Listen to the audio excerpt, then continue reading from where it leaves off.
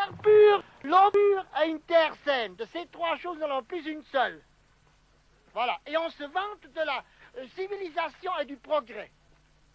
Voilà, qu'est-ce que c'est? Les grands principes de ma culture biologique, c'est premièrement, comme je vous ai dit, mieux soigner la fumure organique. La santé de l'humus dépend de la santé des animaux qui ont fabriqué cette matière organique. De même que tous les déchets de ville. Mais pour autant que tout ne soit pas déjà empoisonné avant la consommation.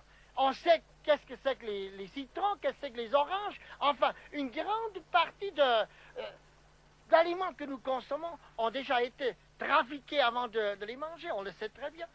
Il faut avoir peur de mettre une plure de citron dans le manger des porcs, parce qu'il pourrait canner. On sait très bien que tout a été vacciné, tout a été traité. La deuxième, faire que des labours superficiels. Nous ne bêchons pas, et au printemps, nous passons simplement le motoculteur à 4-5 cm au plus de profondeur. Pourquoi? Pourquoi, mes amis? Si je fais une coupe transversale dans la forêt, eh bien, nous avons d'abord la couche de couverture, les feuilles, les aiguilles, tout ce qui tombe des arbres. Dessous, nous avons la couche de décomposition ou de fermentation. Et la troisième couche, c'est l'humus, la meilleure partie de la terre végétale. Maintenant, pourquoi pas bêcher profond? C'est que chaque couche a des milliards de bactéries ou d'ouvriers, des spécialistes qui travaillent cette couche, qui ne se supportent pas d'une couche à l'autre. C'est-à-dire, beaucoup de ces bactéries ne supportent pas les rayons de soleil, doivent être à l'abri des rayons de soleil. Alors, comme chaque couche a des spécialistes pour travailler cette couche, si je prends une bêche et que je bêche à 30-40 cm de profondeur, je crée un désordre dans le sol. La troisième, c'est éviter la nudité du sol. Et la quatrième, c'est redonner à votre terre les éléments de trace. Et ainsi, vous arrivez à produire des légumes, des aliments plus riches.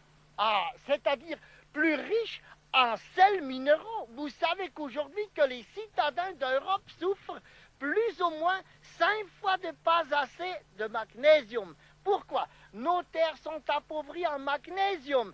Nous avons les oligo-éléments. Oligos du grec qui signifie peu. Et là, nous avons manganèse, magnésium, le fluor, le iode, le bore, le brome, le vanadium, le nickel, le soufre, le cuivre, etc. Mais par les cultures intensives, par les cultures monotones, par les fausses fumures, ces terres se sont appauvries ou carencées en oligo-éléments. Et voilà pourquoi, même que vous prétendez nous mangeons beaucoup de fruits, beaucoup de légumes, ils manqueront dans ces légumes ce qu'on appelle les éléments de trace qui sont l'essentiel pour la santé du corps humain. Et vous savez par exemple qu'un corps ne peut pas assimiler le calcium s'il n'est pas pourvu de suffisamment de magnésium. Le magnésium est précisément le régulateur du calcium. Mais j'ai enfin compris que nous ne pouvons plus continuer. Les dépenses devenaient trop grandes. Il fallait toujours plus d'engrais, toujours plus de produits chimiques pour obtenir moins que j'ai maintenant sans ces produits-là, mes amis. Pourquoi on déséquilibre chaque année un peu plus la terre?